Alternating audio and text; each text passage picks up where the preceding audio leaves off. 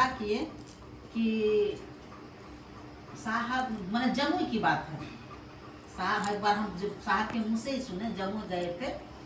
जम्मू में उनके पिता जो थे शिक्षा विभाग के पदाधिकारी थे, साहब के पिताजी।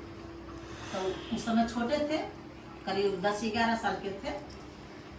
तो साहब जो है उस समय अपने पिताजी से 1 रुपया मांगने गए सरस्वती चंदा के लिए। जब मांगने गए तो उनके पिताजी के मैंने पास कोई एक मास्टर आए हुए थे। तो दोनों में बातचीत हो मैंने कर रहे थे। तब बातचीत में कोई बच्चा किसी बीच में मांग बैठता है कि पिताजी हमको 1 रुपया चाहिए चंदा के लिए। बोला जाओ अभी, बाद में लेना। तो साहब को उसमें बुरा लग गया कि कभी हमको पिताजी डांटे नहीं थे, यही आदमी के चलते हमको पिताजी डांट दिए। उनको बुरा लग गया। तो जो गए थे उनके मैंने साहब के पिताजी के पास, वो रात में वहीं ठहरे। जब ठहरने के बाद रात में खाना मैंने खाए, खाने के बाद जो है तो बोले ये बउआ एक खरीका देना तो हमको दांत खोदने के लिए।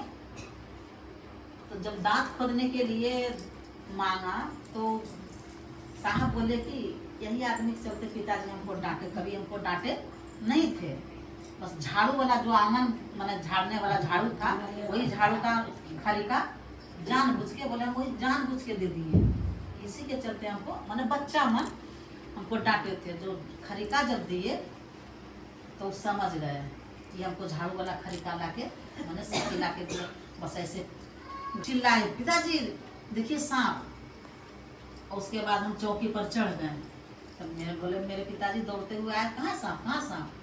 तो बोले जब हम देखें तो कहीं सांप नहीं था। कहीं सांप नहीं था वहां पर।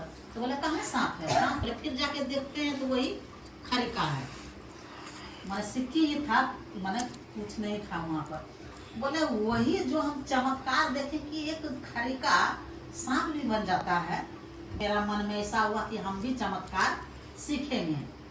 और उसी के कर्म में जब मैंने पूछताछ करते करते तो बोले उसके लिए मतलब कि शमशान जाना होगा, साधना करना होगा। बोले उसी समय से हम शमशान साधना करने लगे। मैंने सब बड़े बड़े बुजुर्ग रहते थे वहाँ शमशान साधना में, उसमें हम एक बच्चा छोटा 10-11 साल के बच्चा। बोले तब वहाँ जो है मेरे पिताजी रहते थे। तब वहाँ गांगी मैंने शमशान में, गांगी शमशान में कोई आराम में। बोले जब हम वहाँ जाने लगे तो वहाँ जाते जाते मेरा मन एकदम उदास हो गया, हताश हो गया कि हम इतना दिन साधना की, हमको मिला कुछ नहीं मिला। क्या मिला? मैंने थी भोलेनाथ के भेष में भूत बैताल सामने आ जाता था कि हम ही शिव हैं, रहता कोई कोई अलग सत्ता।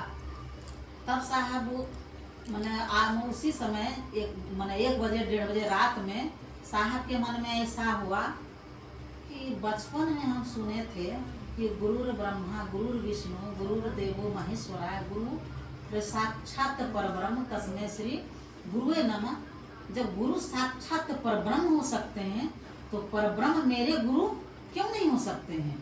बोले उसी समय हम बोले थोड़ा हम जिद्दी थे। उसी समय हम परब्रह्म के रूप में महादेव को जानते थे। मेरे पिताजी कहते थे कि मेरी माँ से कहते थे, भोजपुरी बोलते थे कि मलकिनी शिव ही भगवान होला, शिव से बड़ा कोई